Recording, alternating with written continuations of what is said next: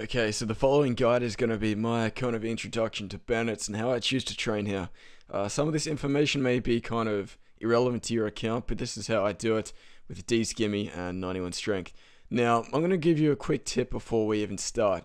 If this happens to you, if you disconnect and you need to log back on, run for shit before anything happens, because if you kind of shit your pants too much and don't act quickly, those guys will absolutely maul you over, especially if you're one defense. So anyway guys, I'm going to get into the guide and stop talking right now.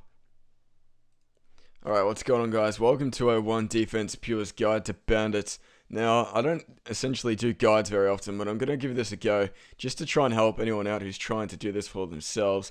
Now, Bandits is a really good place to get EXP, watch movies, and do things that you don't generally do whilst playing Runescape. But Bandits is very, very good for experience regardless of how easy it is to use. The only downside is the cost it takes to even just utilize this area. But for 1 defense pures, what you're going to want is prayer potions, super attack, and super strength, and obviously a dragon dagger. That will definitely help out the EXP per hour, but I better get into the actual guide and not stay here for too long.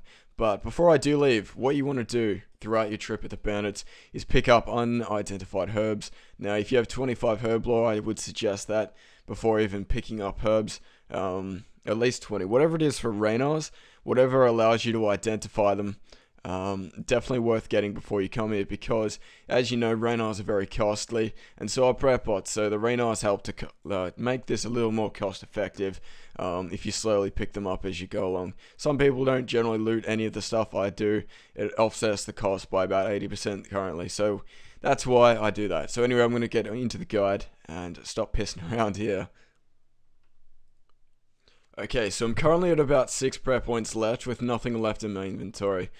Completely empty prayer pots wise. So this is the point where you got to start paying attention and get your butthole out of here. So I'm just going to include this little clip here because I want you to know what your inventory should look like if you're looting at the end. Now, obviously, some people won't kill as fast, you won't get as many Raynars, etc., etc., but you want to generally pick up Chaos runes and unidentified herbs. Anything like cosmic runes, death runes, lore runes are very optional. Only pick them up if you have the inventory space, which I did. But I think it's about time that we get out of here and actually get into our setup and what we should be bringing to this place. I'm just going to spec these guys out. You can't waste spec. Tip number 1, never waste your special attack. Alright, so generally I kind of pop out when I'm around 1 prayer point. I don't want to be stingy, but once you finish the bandits run, this is going to be like backwards to forwards. What you want to do is teleport home. You can bring obviously other teleports, but teleporting to home will allow you to fill up your prayer points at Lumbridge, which will definitely like offset a lot of the costs. Make sure you do this because every time you forget, you're wasting about 3/4 of a prayer pot, and that's something you don't want to waste. So once we've filled up our prayer points here, we shall get into our gear setup, but I might meet you guys at the bank. Okay, so now we're here at the bank now. Some people might not have this bank, but anyway, regardless, what you want to do is obviously dump all of your crap from the previous inventory's worth. Make sure to get everything away, obviously. But I'm going to show you guys what I like to use. I've just been playing around with different ratios of prayer pots to pure sets, attack and strength pots, if you didn't know that.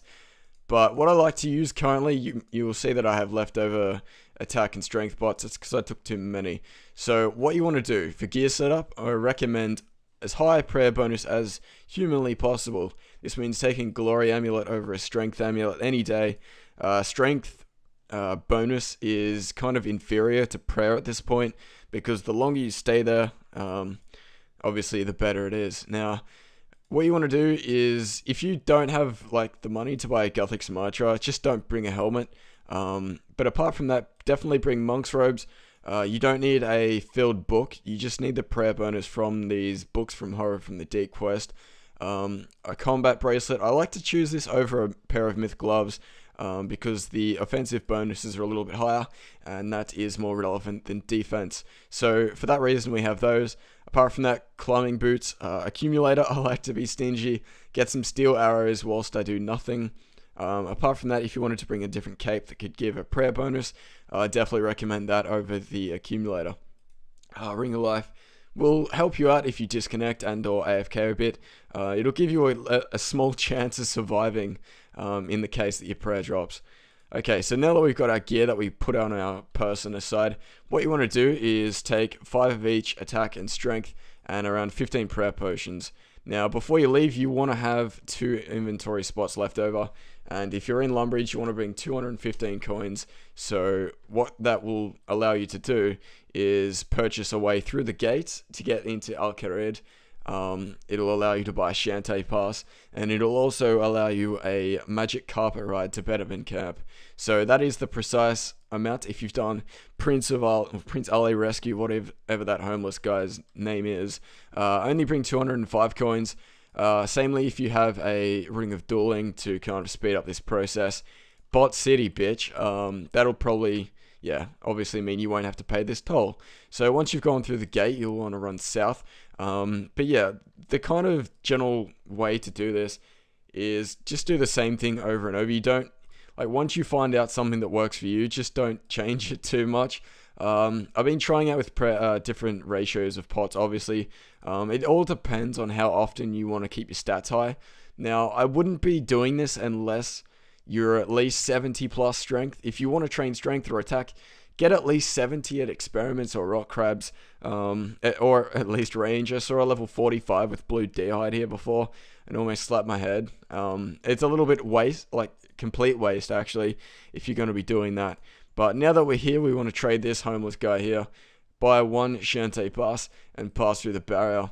Now, Bandits isn't something that is very daunting once you've done it a couple of times, but it's nice to have a guide to do it for the first time.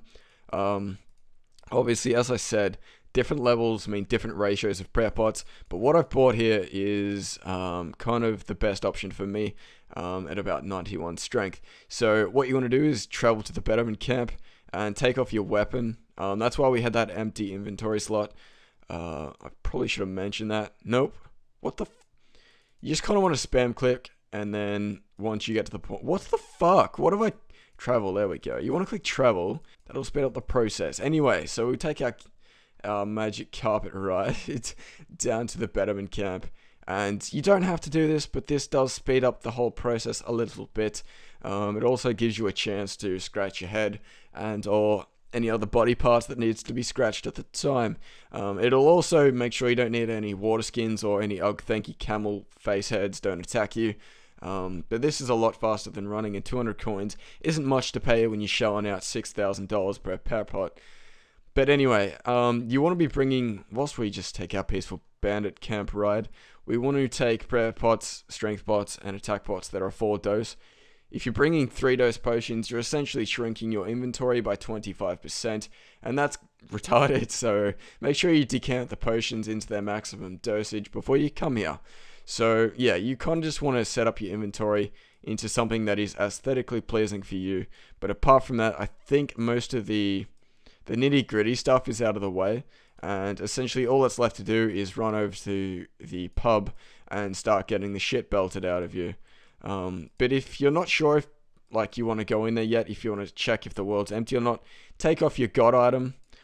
Make sure you have a Zamorak or Saradomin item, otherwise these guys will not attack you. So once you're here, pot up with your attack, your strength, and make sure you put on your melee prep before you do anything. Put on your book and start Whack City. So anyway guys, that was my 1 defense bandit guide.